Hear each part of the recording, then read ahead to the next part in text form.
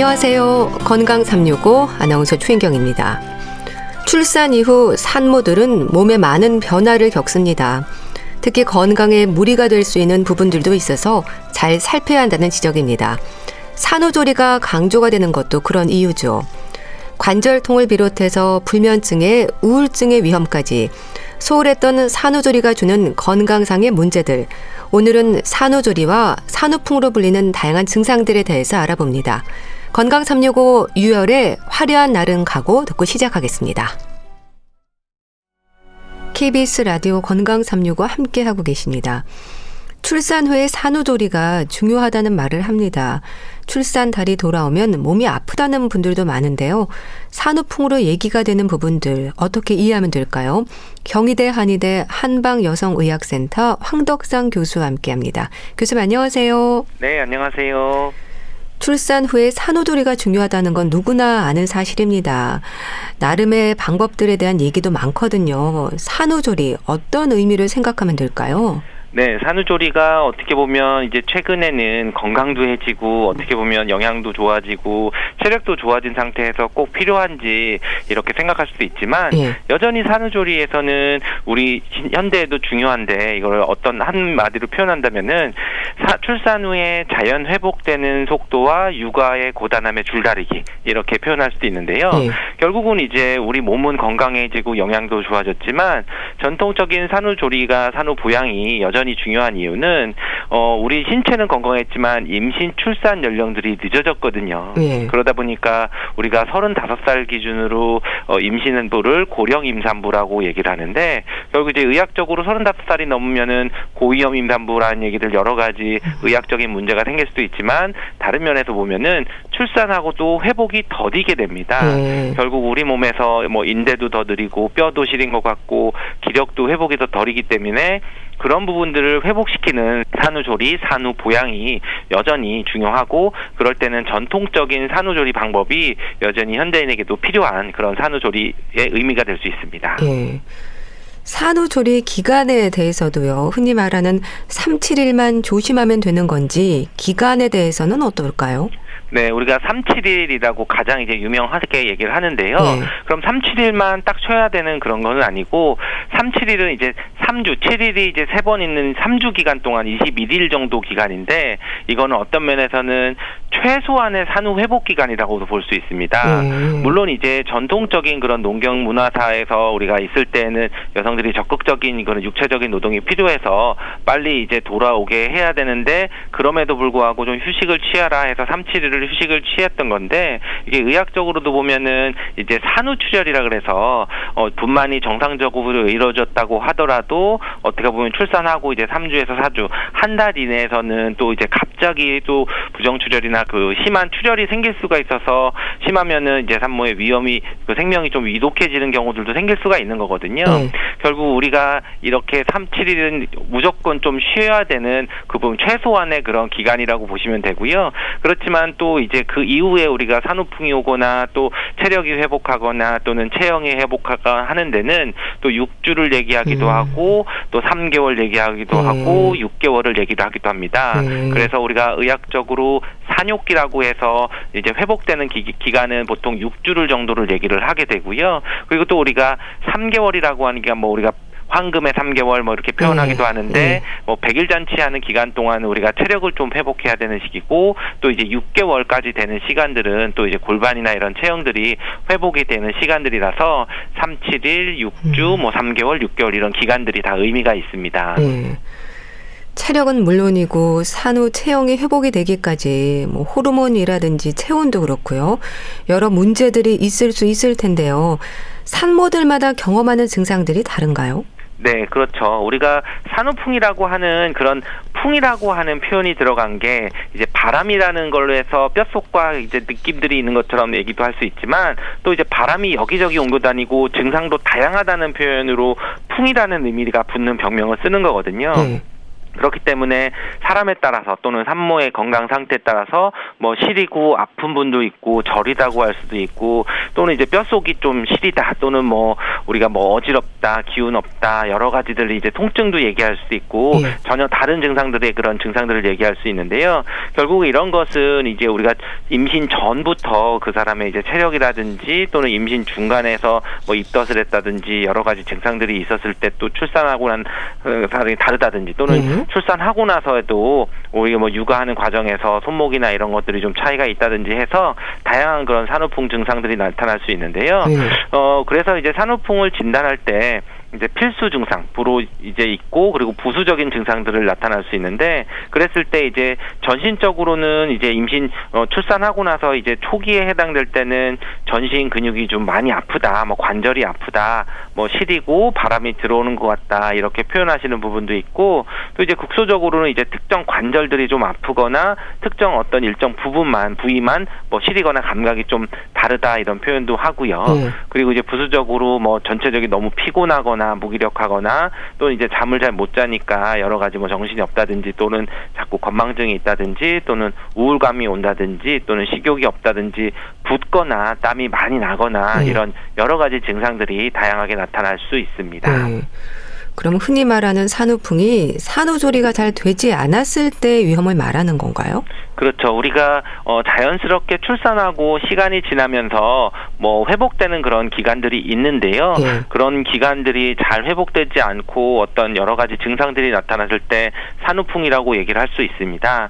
기본적으로 이제 출산하고 나서는 한 3에서 4주 정도 되면은 이제 붓기도 빠지게 되고 체중도 조금씩은 이제 빠지게 되면서 어느 정도 회복이 되고 하는데요.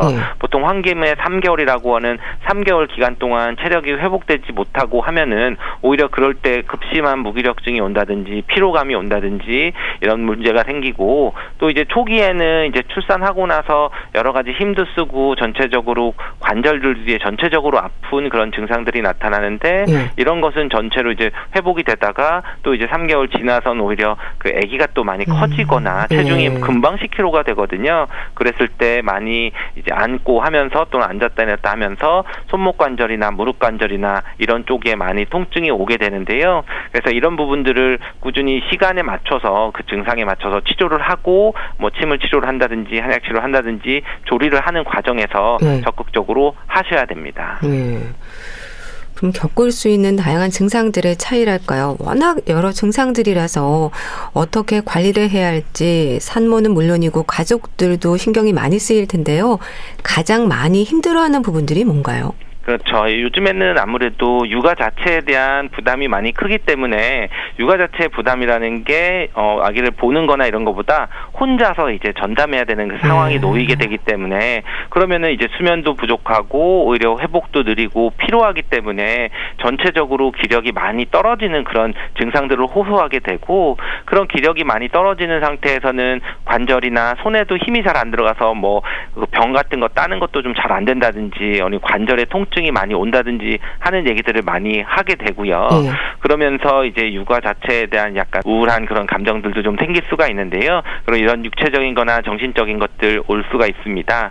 그리고 또 이제 요즘에 생각해야 되는 부분은 산후조리에 대한 또 잘못된 정보들이 또 많이 있는데 그중에서 이제 제일 대표적인 게 산후풍은 치료가 안 된다. 뭐 평생 간다. 이런 잘못된 정보들이 있는데 이런 거는 이제 치료를 잘 하면은 충분히 좋아질 수 있다는 얘기를 할 수 있고 그리고 요즘에 이제 봄 날씨고 날씨도 이제 따뜻해지게 되는데 오히려 무조건 여름이건 더울 때도 산후에는 무조건 덥게 하고 땀을 많이 빼야 된다라고 하는 그런 상식적인 뭐 얘기도 많이 하는데 이것도 잘못된 그런 상식이 될 수 있고요. 오히려 출산하고 나서는 너무 땀을 빼거나 하면 기운이 같이 빠진다고도 볼 수 있기 때문에 적절한 온도에서 좀 쾌적한 그런 생활에서 운동을 하시는 게 좋고 그리고 이제 우리 체형이나 체중을 빠지게 되는 그런 다이어트나 이런 것도 많이 고민을 하시게 되는데 출산 직후부터 너무 급격하게 다이어트를 하시는 것보다는 적절한 시기에 맞춰서 살이 빠지거나 체력을 회복하고 근력을 회복하시는 게 더 중요할 수 있습니다. 상태에 따라서 치료 기간도 물론 달라지는 거죠.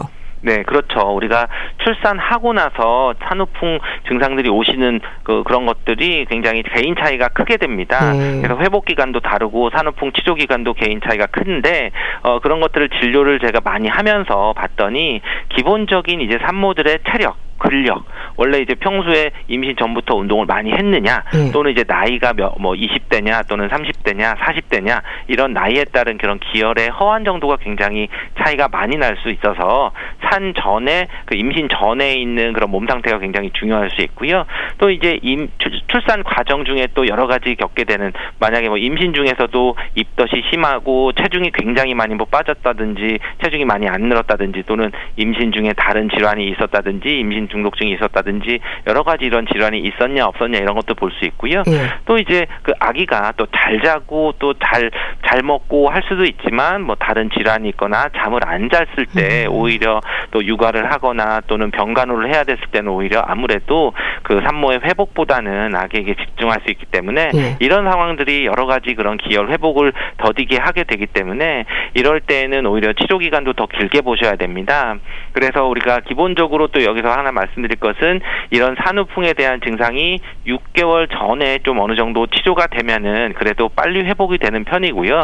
만약에 이제 다양한 이유 때문에 조금 산후풍 치료가 늦어져서 6개월이 지나가도 만약에 산후풍 증상들이 지속이 될 때에는 오히려 치료 기간들이 1년까지도 갈 수도 있고, 조금 지속적으로 더 길어지는 게 있어서 개인적인 그런 체력 차이 또는 증상에 대한 치료하는 타이밍을 잘 잡는 거에 따라서 치료 기간이 달라진다고 할 수 있습니다.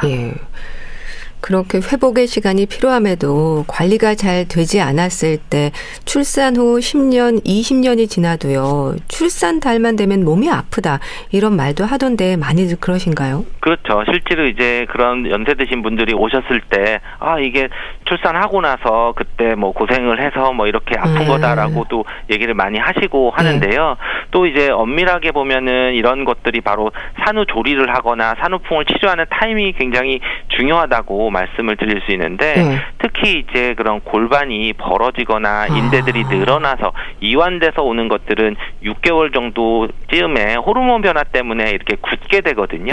결국 이제 6개월 전에 그런 호르몬 변화가 오기 전에 빨리 회복을 하고 골반이 원위치로 가고 다리 모양이나 어떤 안정성을 찾게 돼서 통증이 좋아진다면은 이것은 치료가 잘 되는데, 만약에 요 시기가 지날 때까지도 계속 아프다고 하면은 이런 골반이나 위치가 틀어진 상태로 그냥 굳어버리거나 잘 회복되는 시기들을 놓치게 되면은 나중에 이제 좀 어떻게 잘 지내시다가 연세가 드시면서 골반 주변이나 이런 근력들이 약해지고 하면은 오히려 이랬을 때 그런 통증들이 출산하고 났을 때의 비슷한 부위에 비슷한 양상으로 통증이 나타나서 이게 산후풍이 재발한 거다라고 얘기를 많이 하시는데요. 엄밀하게 보면은 이게 재발했다기보다는 어떤 골반 구조나 이런 근육들의 불균형한 것들이 유지되시다가 다시 나타난 거로 볼 수도 있고요. 또 이제 산후풍의 다른 얼굴이 이제 자율신경 실조증이라고 해가지고 어떤 신경적인 자율신경계통의 균형이 깨지는데, 이런 것들이 이제 생활이 깨지거나 기력이 좀 부족해지는 상태에서 나타나게 되는데, 또 잘 지내시다가 나이가 들고 하면서 이런 자율신경계통이 실조가 됐을 때 또 출산했을 때 산후풍 증상처럼 시리고 땀이 나고 체온 조절도 잘 안 되고 쑤시고 아프고 잠도 못 자고 이제 여러 가지 그런 증상들이 같은 형태로 나타나는 것들도 있으실 수 있어서 산후풍이 이제 다시 나타난다고 또 얘기를 하십니다. 그렇게 출산 후 몇 년이 지난 뒤에 병원을 찾는 분들도 많은가요? 그렇죠. 우리 또 이제 그 갱년기 이후에 또는 오시는 분들이나 또 60대 이후에도 산후풍이 재발해졌다고 하시는데요. 결국 이제 갱년기 증후군하고는 분명히 산후풍하고는 좀 다를 수도 있지만, 갱년기 증후군을 얘기를 할 때도 많은 부분이 이제 자율신경계통이 좀 깨졌다 이렇게 얘기를 할 수도 있고, 특징적으로 갱년기 증후군이 나타날 때 근력이 저하되면서 나타날 수 있는 그런 증상들이 좀 나타날 수 있거든요. 그랬을 때 통증이라든지 또는 체력이 좀 저하됐다든지 근력이 저하된 상태가 되면은 이러한 산후풍 증상으로 다시 온 것처럼 돼서 그런 치료를 같이 받으시러 오시기도 합니다. 치료는 어떨까요? 한약 처방이 되나요? 또 어떤 약재들이 쓰이는지도 궁금합니다. 그렇죠. 산후조리 또는 산후풍에 저희 센터에도 많이 오시는데 어떤 시기에 따라서 단계를 좀 보셔야 됩니다. 그래서 기본적인 산후의 그런 처방들이라는 것은 기혈이 좀 부족하고 허증이라고 하는 피가 부족해지는 그런 상태를 좀 보충시켜줘야 되는 것을 기본으로 깔지만 크게 보면 이제 3단계 정도 볼 수 있는데 출산 직후에는 오로가 잘 나가고 뭔가 이제 부속물이나 이런 것들이 좀 빠져나가야 되는 그런 내보내줘야 돼서 그게 어혈을 없애주는 약들을 쓴다고 하고요. 그리고 또 그 다음 단계에는 오히려 체력이 회복되고 피도 생기고 기운도 좀 보충이 돼야 돼서 주로 기혈을 해주는 그런 보약이라고 하는 개념들로 좀 들어가게 되고 그런 기운으로 해서 체력이 회복돼서 다음 단계가 관절이나 골반이나 이런 위치들이 자로잡아주고 근육이 튼튼하게 해주는 그런 약재들이 들어가게 됩니다. 바로 이러한 시기들에 따라서 약 처방이 바뀌게 되고 약도 바뀌는데요. 물론 이게 개인적으로 출산 과정에서 어떤 분은 기혈이 허하지는 않고 그냥 튼튼하게 이제 출산하신 경우는 바로 관절이나 이런 거를 강화시켜주는 약을 쓸 수도 있고 또는 오히려 이제 분만 과정에서 진통도 오래되고 출혈이 많았으면은 또 보혈을 해줘야 되는 그런 부분들을 좀 더 길게 집중적으로 치료를 하는 게 있어서 산후조리라고 해서 그냥 조리하는 약이니까 한약이 아니고 그냥 처방이 없이 일반적으로 뭐 같다라고 생각하시는 것보다는 좀 진료를 받으시고 정확한 몸 상태에 맞춰서 치료를 하게 됩니다. 침이나 뜸은 어떨까요? 어떤 효과를 기대할 수 있을까요? 기본적으로 이제 산후풍의 증상들의 대표적인 게 허한 것들은 이제 약을 먹거나 하면 좀 채워지고 또 시간이 지나면서 좋아질 수 있는데 또 아기가 계속 커지고 하면서 이제 관절이 아프거나 통증이 오는 그런 증상들이 많이 오고 시린감도 많이 올 수가 있거든요.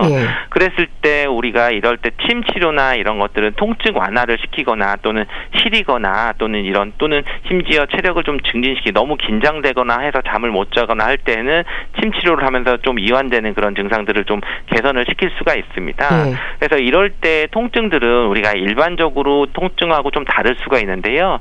산후에 와서 뭐 무릎이 아프거나 또는 관절이 아파서 뭐 정형외과 가서 검사를 했을 때 특별한 이상이 없다고 진단 받으시는 분들이 대부분이거든요.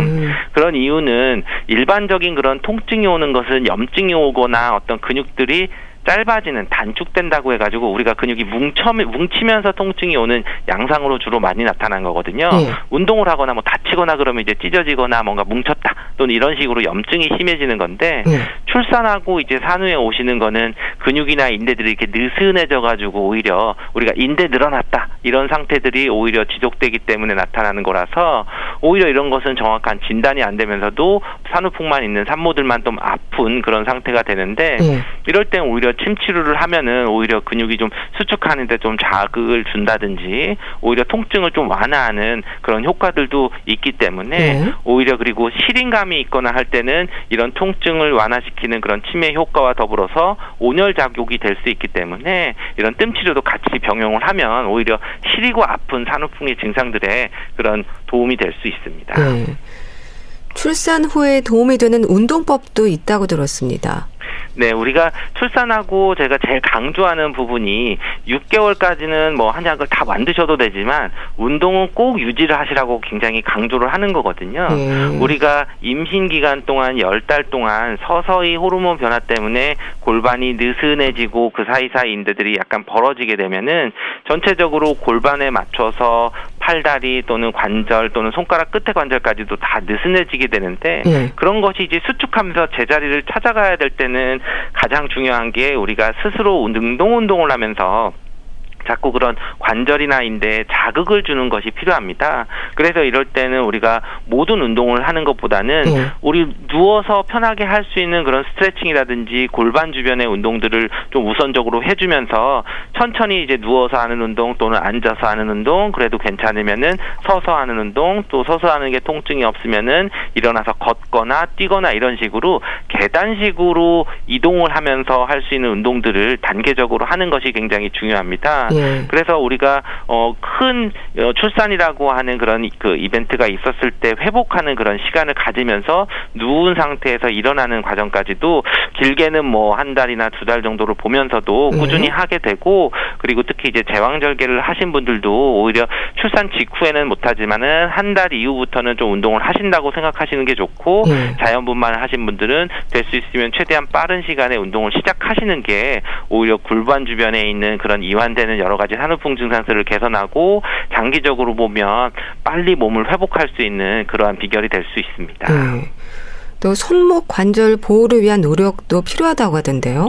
그렇죠. 아무래도 우리가 육아를 하게 되면서 뭐 수유를 하거나 또는 뭐 집안일을 하게 될 때 손가락이나 손목이 굉장히 중요하게 그런 쓰게 되는데, 이런 때 인대들이나 관절들이 좀 느슨해져 있어서 우리가 통증을 유발할 수가 있어서, 이럴 때는 수유할 때 위치에 있어서도 옆에 쿠션을 좀 많이 써서 이게 손목이 꺾여 있는 상태로 오래 있으면은 오히려 늘어나기 쉬운 상태에서 더 관절이 늘어나가지고 나중에 통증을 유발할 수가 있거든요. 그러니까 이제 쿠션 같은 걸 많이 쓰시고, 그러면서 손가락이 중립 상태, 이렇게 늘어나지 않고 꺾이지 않는 상태로 유지하시는 게 좋고, 또는 이제 뭐 집안일을 할 때 뭔가를 짠다든지 뭔가를 병뚜껑을 연다든지 강하게 이제 순간적인 동작들을 쓰는 것은 이제 어느 정도 좀 통증이 없고 근력이 회복할 때까지는 좀 피하셔야 되는 부분들이 있고요. 그리고 이런 손목이 아프거나 발목이 아파도 중요한 것은 골반 운동이 무엇보다 중요하고, 골반 위치가 바로 잡았을 때 오히려 손목이나 발목 통증들이 없어지는 것을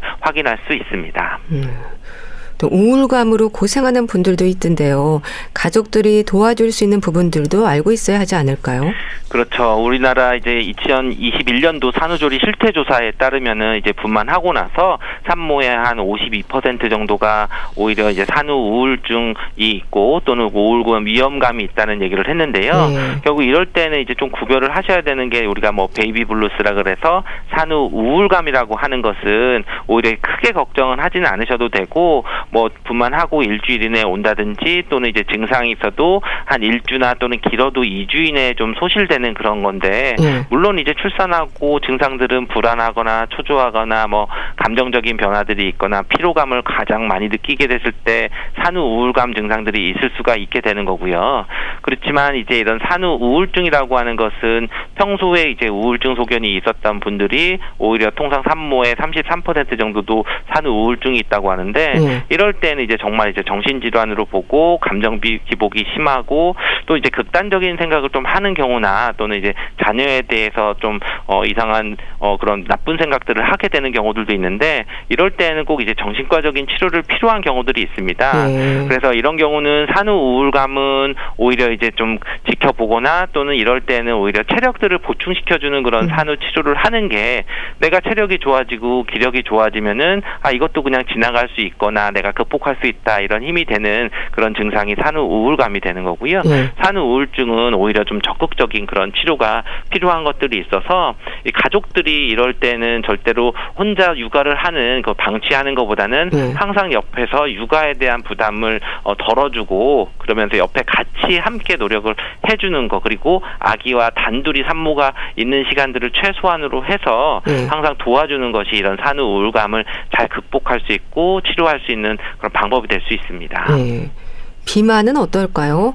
무리한 다이어트는 조심할 필요가 있지 않을까요? 네, 우리가 출산하시고 나서 뭐 한 달 만에 뭐 체중이 다 빠졌어, 뭐 1, 2주 만에 뭐 산후조리원 있을 때 체중이 다 빠졌어라고 하고 오히려 좋아하시는 분들도 있는데요. 오히려 이제 회복되는 시기들을 6개월까지라고 본다 그러면은 일반적으로 체중이 6개월 때 1, 2kg 남는 게 오히려 정상이라고도 볼 수 있어서 오히려 급격하게 다이어트가 빠지는, 체중이 빠지는 것들은 오히려 체력이 너무 소진이 많거나 또는 충분히 영양 보충이 잘 안 되는 것으로 오히려 2, 3개월 이후에 더 심한 피로감이 온다든지 산후풍이 올 수도 있기 때문에 오히려 이제 급격한 다이어트보다는 시기적으로 맞춰서 다이어트를 하시는 게 굉장히 중요합니다. 그래서 우리가 뭐 3개월, 100일, 뭐 황금의 3개월은 회복이 잘 되는 시기이기도 하지만, 이 회복이 잘 되는 시기에 맞춰서 영양도 충분히 섭취를 하는 게 필요하고, 너무 이게 절식하는 방법을 통해서 다이어트 하는 것은 좋지 않고요. 그리고 이제 3개월까지 충분히 잘 드시면서 체력을 회복을 한 다음에 그 후에 6개월, 그러니까 4, 5, 6개월 동안은 오히려 운동이나 이런 부분 좀 늘리면서 그때는 봐서 시기를 조금 더 조절하실 수도 있으면서 다이어트를 하시는 게 좋아서 무조건 체중을 빠지는 게 좋다고 생각하시는 것보다는 산후의 회복, 체력을 먼저 회복을 하고 체형 관리를 해주는 그런 다이어트를 하시는 것이 가장 건강에도 좋고 평생 이제 이러한 체형 변화가 있는 시기들이 요 시기이기 때문에 굉장히 여성 건강에서 중요한 시기일 수 있습니다. 네. 산후조리 기간에 얘기가 되는 부분들이 많지 않습니까? 목욕을 하면 안 되고 바람도 쐬면 안 되고 뭐 어떨까요? 이런 부분들에 대해서도 조언을 해주세요. 네, 기본적으로 이제 목욕을 하는 것은 3, 7일 동안 뭐 목욕하지 말라 이런 얘기도 있지만 이것은 이제 좀 옛날 생활 패턴에 맞는 그런 거고 요즘 같은 이제 그런 실내 환경에서는 뭐 난방도 잘 되고 따뜻한 온수도 많이 나오기 때문에 충분히 이제 뭐 깨끗하게 목욕도 하시고 대신에 탕목욕은 좀 조심을 하시면서 안 하시고 오히려 목욕하시고 잘 이제 물기를 잘 제거를 하고 찬바람이 세지 않게 이렇게 하시는 게 좋고요. 그리고 이제 찬바람 쐬는 것도 더운 여름에는 적정 온도를 맞추시고 생활하시는 게 오히려 쾌적하게 그럼 회복되는 데 더 도움이 될 수 있고요. 그리고 이제 미역국만 너무 기본으로 많이 드시는 경우들이 있는데 출산하고 체력을 회복할 때는 제일 중요한 게 균형식입니다. 근데 균형식이라고 하는 것은 우리가 그냥 탄수화물, 단백질, 지방 이 세 가지가 뭐 5대 3대 우리가 일반적으로 맞추는 거를 이런 부분들이 그런 것들이 중요하지 미역국 하나만 먹는다고 해서 산후 도움이 되는 것은 아니고요. 그리고 심지어는 이제 뭐 갑상선 기능이 좀 문제가 있다든지 하는 경우들은 이 미역에 있는 그런 요오드 성분이 많기 때문에 너무 이제 집중적으로 그렇게 드시는 것보다 우리가 좀 골고루 영양 섭취를 하시는 그런 쪽으로 따뜻한 음식들로 선택을 하시고 맵지 않은 음식으로 선택을 하신다 그러면은 골고루 드시는 것도 좋은 방법이 될 수 있습니다. 네. 산후풍과 관련해서 말씀 나눠봤는데요. 경희대 한의대 한방여성의학센터 황덕상 교수와 함께했습니다. 감사합니다. 감사합니다. KBS 라디오 건강365 함께하고 계신데요. 신우리의 지금부터 행복합니다. 듣고 다시 오겠습니다.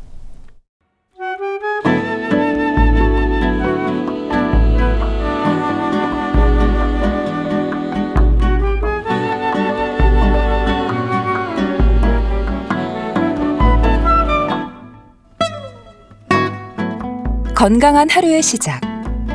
KBS 라디오 건강365 최윤경 아나운서의 진행입니다. KBS 라디오 건강365 함께하고 계십니다.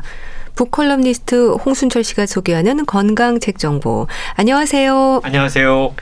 오늘은 제목에서 뭔가 굳은 의지가 느껴지는데요. 심혈관 전쟁, 혈관 건강의 중요성을 강조하는 책인가 보죠? 그렇습니다. 이 혈관 건강을 강조하는 책인데 제목이 전쟁이라는 단어가 들어가 있죠.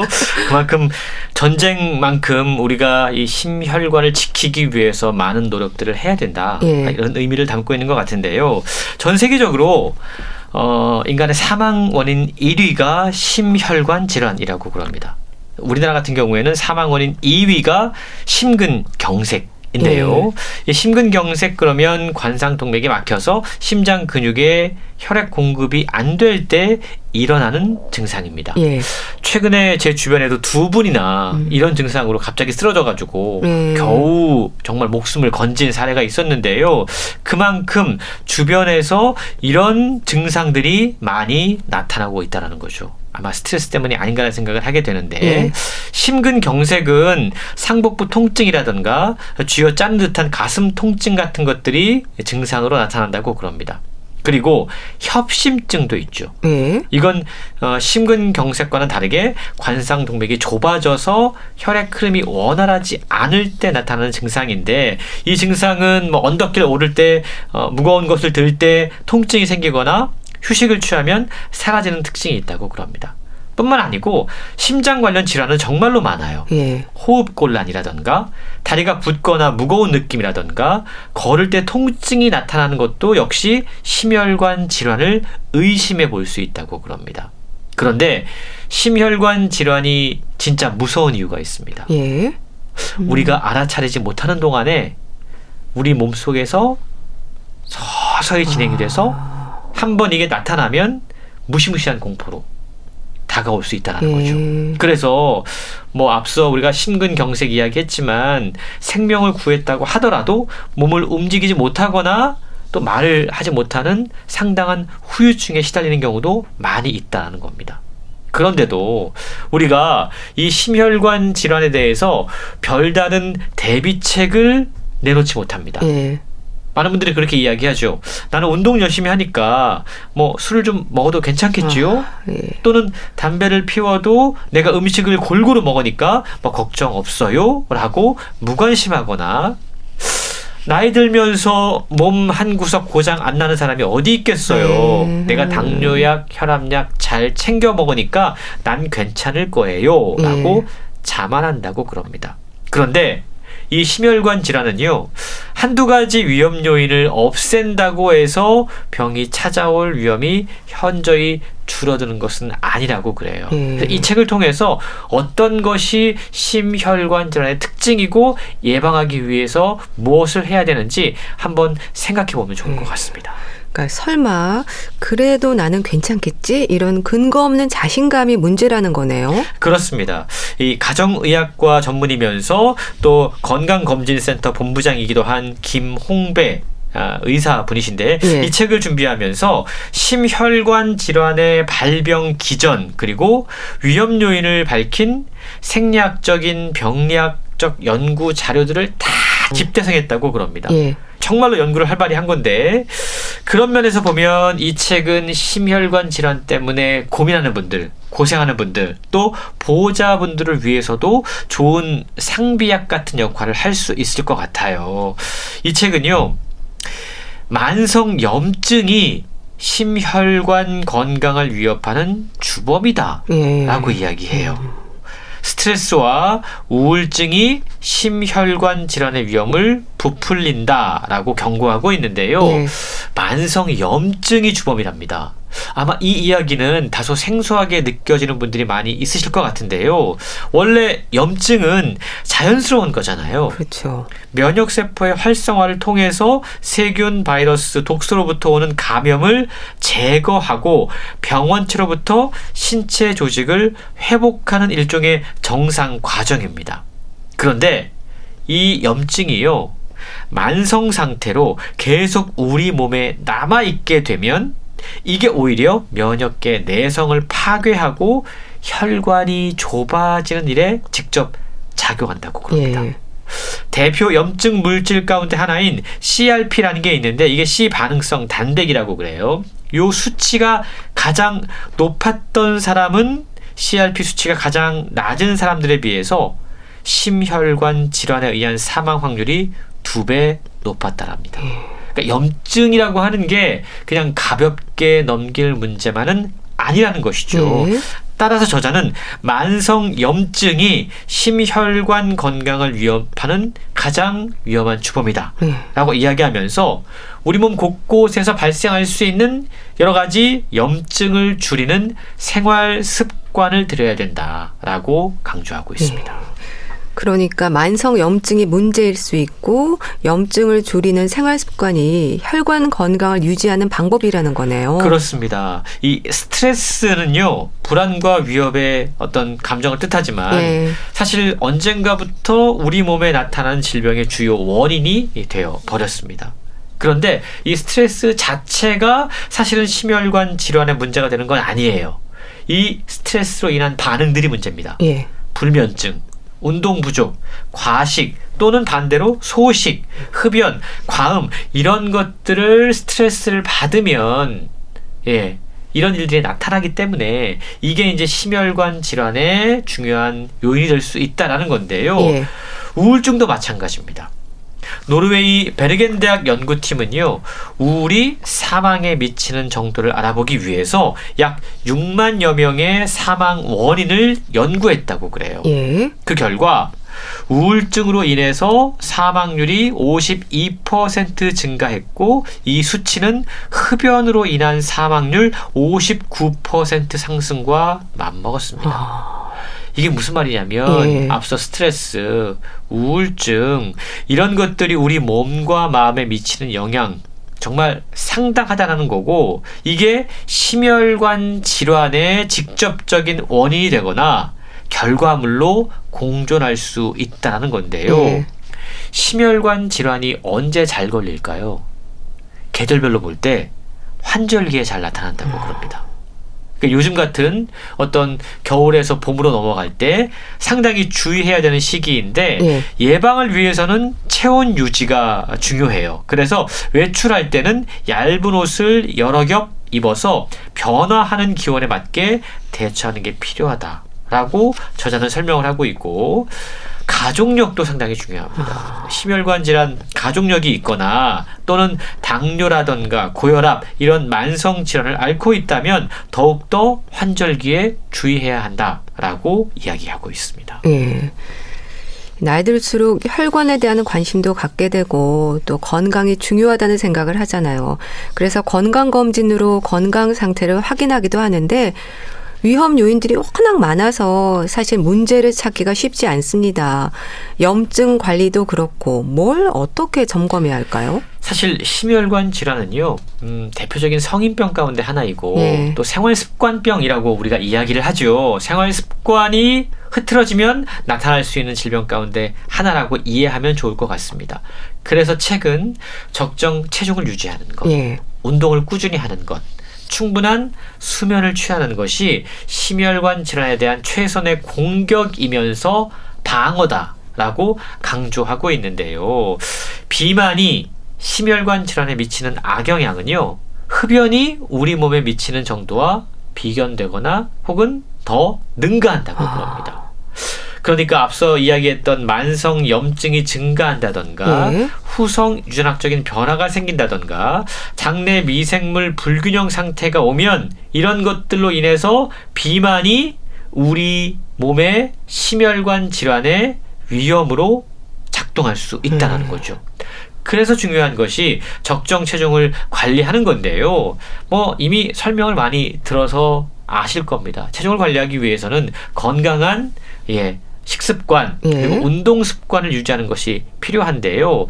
운동이라고 하는 게 단순히 어떤 근육을 만들기 위해서 필요한 게 아니라는 거죠. 최근 운동이 심혈관 질환에 미치는 긍정적인 효과에 대해서 이야기를 하고 있는데 운동을 시작하면 우리 뇌에서 척수신경을 통해 내려가는 운동신경들이 작동한다고 그럽니다. 이 과정에서 신경계 외에도 심혈관계, 호흡계, 호르몬계, 대사계에도 모두 촉진시킨다고 그래요. 그러니까 다시 말해서 운동을 하면 우리 몸 곳곳이 활성화되는 겁니다. 이렇게 되면 심혈관 질환의 위협에 대항하는 최선의 공격이 될 수 있다. 이렇게 설명을 하고 있고요. 또 한 가지 중요한 생활 습관, 수면입니다. 수면 그러면 할 말이 많죠. 맞아요. 우리나라 사람들은요, 주중 평균 수면 시간이 6.5시간이라고 그럽니다. 전체 조사국 가운데 최하위권에 속한다고 그래요. 그리고 우리나라 사람 5명 가운데 1명은 주중 평균 수면 시간이 5시간에도 못 미친다고 그럽니다. 수면이 왜 중요할까? 수면은 우리 몸이 휴식하고 뇌세포가 낮과는 다른 종류의 활동을 하는 시간이거든요. 근데 수면 시간을 자꾸만 줄여서 건강을 유지할 수 있다라고 생각하는 것, 이건 정말 큰 착각인 것 같습니다. 적정 체중, 꾸준한 운동, 질 높은 수면, 이미 알고 있지만 생각만큼 안 되는 부분이기도 한데요. 근데 최근 들어서 이렇게 수면과 건강 사이의 상관관계에 대한 연구가 많아지는 것 같아요. 그렇죠. 그만큼 수면이 상당히 중요하다는 거고요. 또 요즘 보면 슬리퍼노믹스라고 해서 이 수면이 얼마나 하나의 산업이 되어버렸는지. 맞아요. 정말 요즘 백화점 가보면 이불부터 시작해서 베개, 안대, 무슨 초음파, 정말로 중요한 많은 어떤 기구들까지 만들어지고 있는데, 그만큼 우리가 수면에 대해서 그동안 간과해 왔고 이제는 그 수면의 중요성을 다시 한번 생각해 봐야 된다라는 생각들을 하고 있는 것 같은데요. 우리가 낮 동안에는 우리 뇌는요 외부 자극을 모으는 데 집중한다고 그럽니다.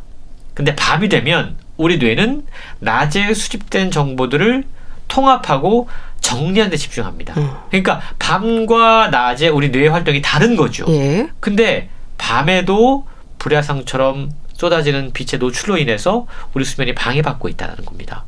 그리고 이러한 수면 부족이 염증을 일으키게 되고 후성 윤학적인 변화를 만들어내고 또 장내 미생물의 불균형을 촉진하게 되고 이렇게 되면 결국 심혈관 질환에 우리가 더 많이 자주 노출될 수밖에 없다라는 겁니다. 예. 근데 우리가 여기서 중요한 것 한 가지 기억할 것은 수면이 모자란 것 문제예요. 예. 근데 수면이 너무 한꺼번에 과한 것도 문제라고 그럽니다.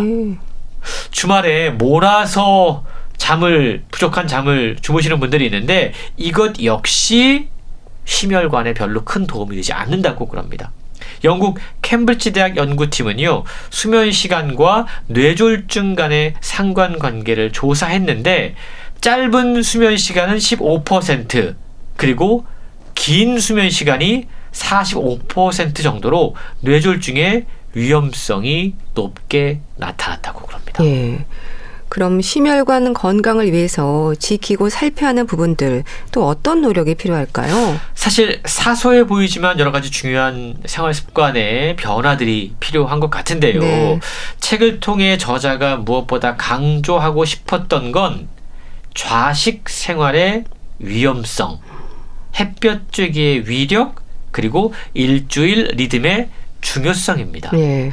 이 세 가지 내용은 앞에서 그동안 이야기했던 운동이라든가 음식 문제 이런 것들과 별반 차이가 없어 보일 수 있지만 저자는 많은 연구 결과를 통해서 이 세 가지 좌식 생활의 위험성, 햇빛 쬐기의 위력, 일주일 리듬의 중요성 이것이 심혈관 건강과 어떤 상관관계가 있는지를 자세히 설명하고 있는데요. 예. 좌식 생활은 단지 앉아서 생활하는 것을 의미하는 게 아닙니다. 그냥 전반적으로 신체 활동 없이 가만히 앉아있는, 움직이지 않는 시간, 그걸 좌식 생활이라고 이야기하고 있습니다. 예. 이게 얼마나 심혈관 질환에 악영향을 미치는지를 확인하자는 거죠. TV 보는 시간, 예. 책상에 앉아서 일하고 공부하는 시간, 게임하는 시간, 사실 우리의 일상의 대부분이 좌식 생활인데요. 그렇죠. 이렇게 움직이지 않고 가만히 있는 시간이 늘어나면 이게 인슐린 저항성을 올리기 쉬워서 당뇨병을 유발시키기도 하고 또 폐색전증 발생 위험을 2.5배 높일 수 있고 예. 심장 질환으로 인한 사망 위험을 23%나 늘어나게 한다고 그럽니다. 그래서 좌식 시간 1시간을 운동으로 바꾸면 사망 확률이요 42%나 줄어들어요. 집안일이나 가볍게 걷기, 신체 활동 시간으로 바꾸면 사망 확률을 30% 줄일 수 있다는 것이 연구를 통해 확인됐다고 예. 합니다. 결국 많이 움직여야 한다는 거죠? 그렇습니다. 요즘처럼 봄 기운이 느껴지는 날이면 사실은 외부 활동이 가장 큰 도움이 될 수 있습니다. 예. 특히 햇볕을 쬐었을 때 우리 몸에서 합성되는 비타민 D, 이건 염증을 줄여줘서 심혈관 건강에 아주 중요한 역할을 하게 되는데, 그리고 햇볕은요 우리 인체 내 산화질소라든가 또 세로토닌 호르몬, 멜라토닌 호르몬 이런 것들을 생성해서 심혈관 건강을 유지하는데 상당한 도움을 줄 수 있다고 그럽니다. 예. 비타민 D 사실 우리가 큰 중요성을 느끼지 못하고 있는데 이 체내 농도가 낮아지면요 우리 몸속에 염증이 늘어난다고 그래요. 그리고 장내 미생물에도 영향을 미친다고 그럽니다. 그러니까 비타민 D가 줄어들면 줄어들수록 우리의 건강 전반에 문제가 생길 수 있다는 걸 우리는 기억을 해야 되는데 예. 비타민 D를 어떻게 우리 몸에 잘 섭취할 수 있을까요? 가장 좋은 게 햇볕이다라고 책은 이야기하고 있습니다. 그리고 비타민 D를 포함한 음식 섭취 이거 역시 중요한데 예. 다른 영양분과의 병합 효과와 더불어서 특히 뇌졸중 예방에도 비타민 D가 큰 효과가 있다라고 설명하고 있습니다. 앞서 책이 다른 책들과 다르게 저자가 강조하고 싶었던 게 세 가지라고 말씀을 드렸잖아요. 예. 좌식 생활의 위험성, 햇빛 쬐기의 위력, 예. 하나 남은 게 바로 일주일 리듬입니다. 규칙적인 생활을 하라는 거죠. 그 이유는요, 심장이 뛰는 것과 생체 시계의 대사 작용 때문인데요. 혈당, 지방산, 콜레스테롤 같은 주요 영양소의 대사 경로가 놀랍게도 모두 일주일 생체 시계의 조절 아래에 놓여 있다고 그럽니다. 예. 이게 꼬이면 예. 모든 건강 상황이 안 좋아질 수 있다는 거죠. 우리 몸의 가장 중요한 장기인 심장 또한 밤과 낮 주기에 맞추어서 기능이 유지되기 때문에 생체 주기의 부조화가 나타나게 된다면 심혈관계에 나쁜 영향을 미치게 된다라고 이야기하고 있는데요. 네. 다양한 생활 습관을 통해서 우리가 심혈관 건강을 지키는 방법을 고민해 봐야 될 것 같습니다. 예. 심혈관 전쟁 소개해 주셨는데요. 잘 들었습니다. 북컬럼니스트 홍순철 씨와 함께했습니다. 감사합니다. 고맙습니다. 서울대 트리오의 젊은 연인들 보내드리면서 인사드릴게요. 건강365 아나운서 최인경이었습니다. 고맙습니다.